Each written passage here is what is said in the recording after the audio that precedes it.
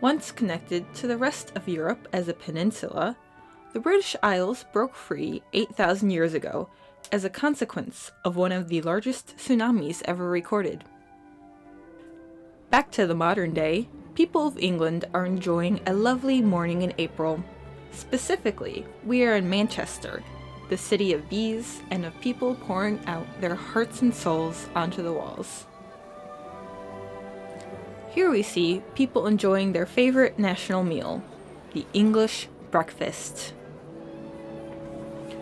People around the world used to wonder why such a small island once conquered 1/4 of the world.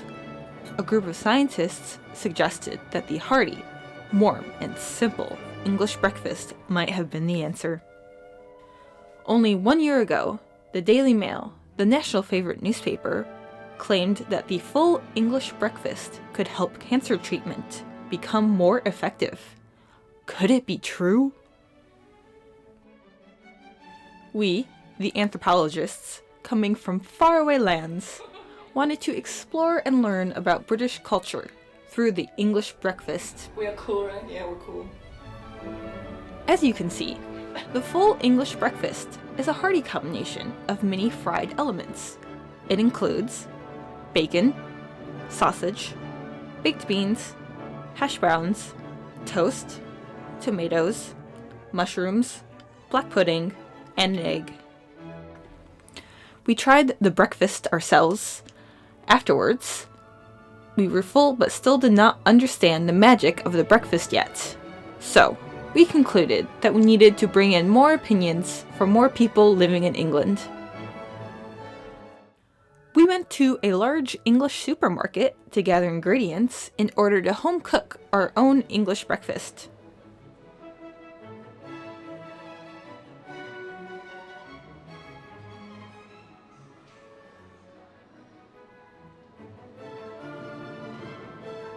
Once there, we saw this sign.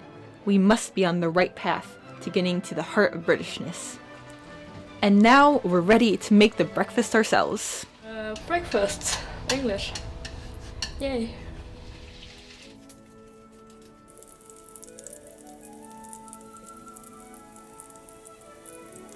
Normally, the English breakfast is made using a spatula, but we think that chopsticks are better for frying many ingredients.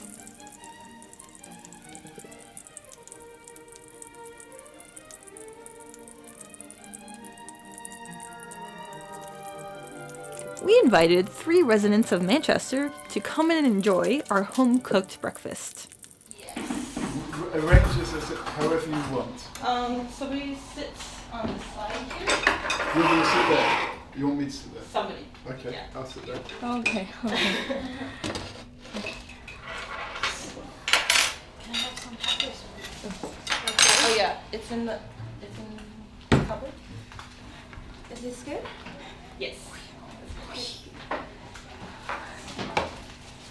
Wow. Our 3 Manchester residents come from many places. Andrew is a teacher of anthropology and is from Lancaster, England. Lancaster is an hour away by train from Manchester.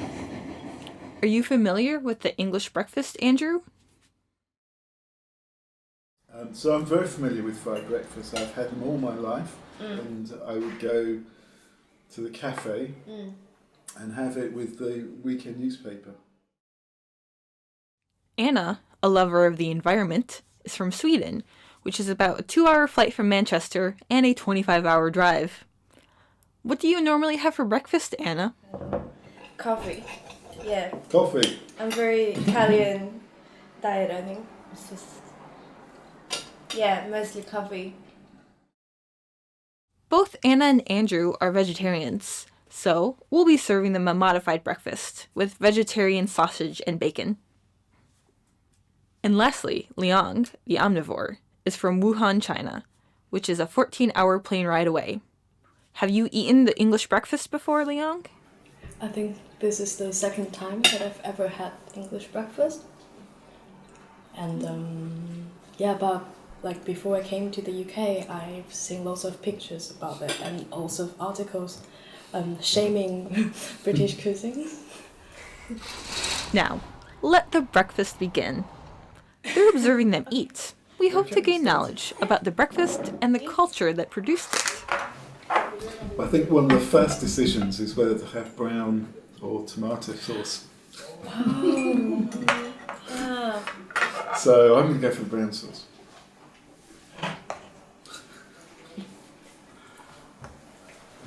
Okay. I would imagine there is a class aspect to this, in that brown sauce tends to be a bit more northern working class. Okay. Tomato sauce is international, is global. Yeah, the brown sauce makes the vegetarian sausages. Yeah. Because I think, because they're obviously an approximation of meat, and they don't really taste like meat, so that brown sauce adds some kind of flavour. Right. Yeah. It's very good. My dad was a manual worker who worked on the docks, typical kind of working class occupations, and so he would have a massive fried breakfast before he went out. Black pudding, sausages, bacon, not every day, but certainly if he was going to go and do a hard day's work, he would have a big fry up in the morning. So I'm very familiar with fried breakfast. I've had them all my life. As a child, you grow up and that's what you eat. You don't question why is it we're eating this. That's a long way of saying I actually don't know why fried breakfasts have become popular.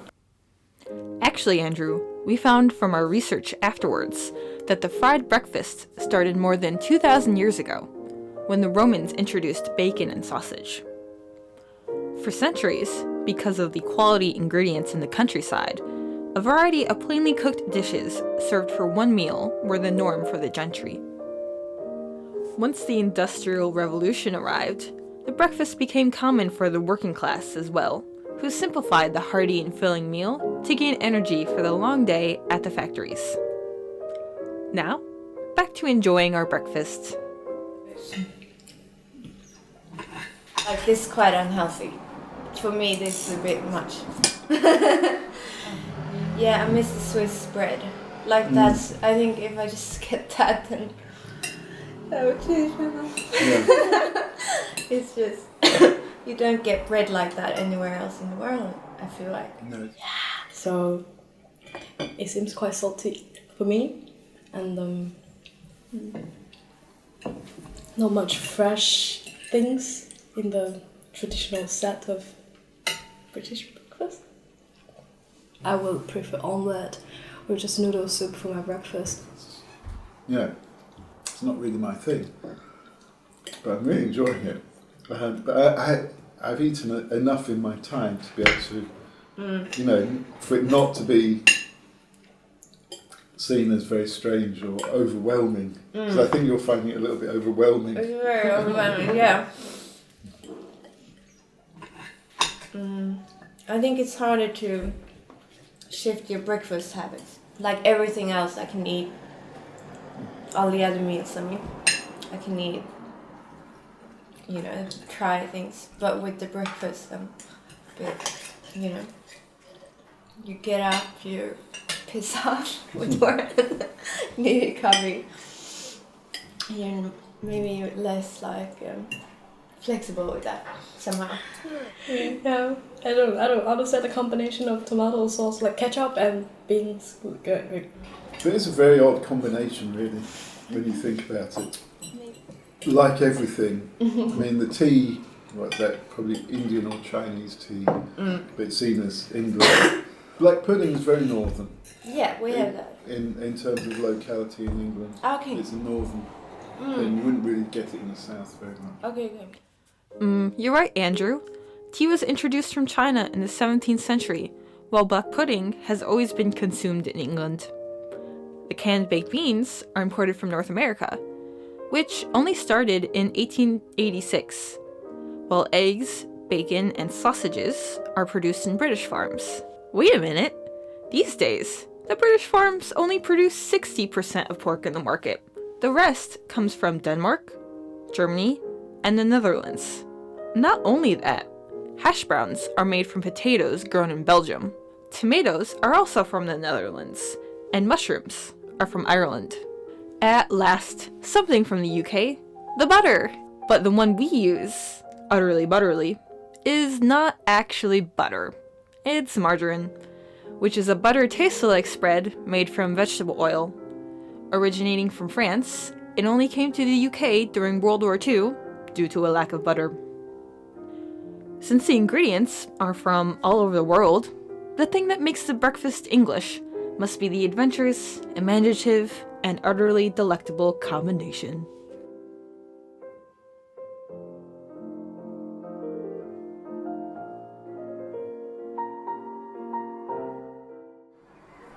And I don't know what it is about that combination, but there is something good about the combination.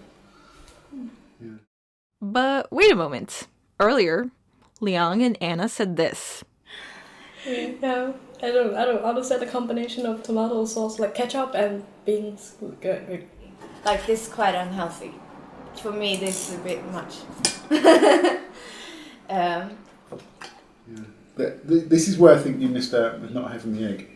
Because I think the egg is something that kind of brings a lot of the flavours together. Okay. Personally. Yeah. It does, yeah.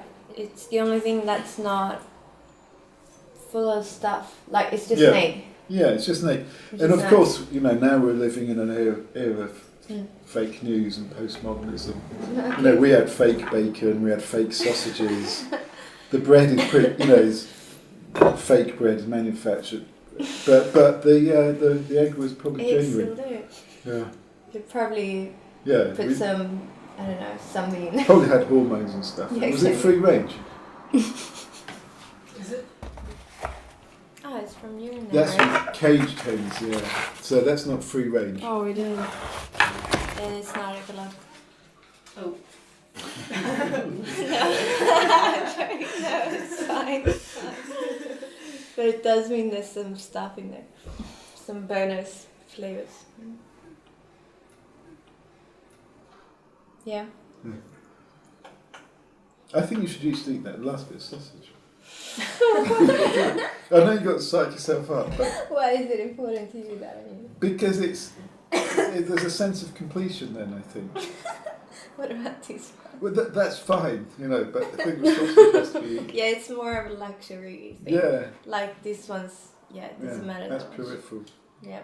Well, come on then. Stop! Oh god. Okay, I'll do it. So I usually eat everything because I feel like I don't want to leave any rest. Yes. But I don't know.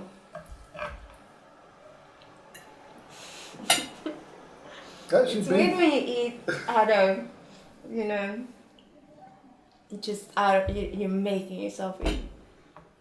Rarely happens. But you're glad you did that now, aren't you? No, well, maybe I will be tomorrow. Yeah. The English breakfast came to life out of a proud desire to stick to local ingredients and the English way of good, plain cooking. Either by a willingness to open up or by sheer efficiency, one by one, foreign elements inched their way onto the table, together making up the traditional, famous full breakfast. It seems that the gap the tsunami created 8,000 years ago is no longer significant. Anywhere in or outside of England, people can enjoy this fried breakfast, whether as a marvel for foreigners or a way to continue the tradition. In the past, the breakfast used to be a guard against exotic eating styles.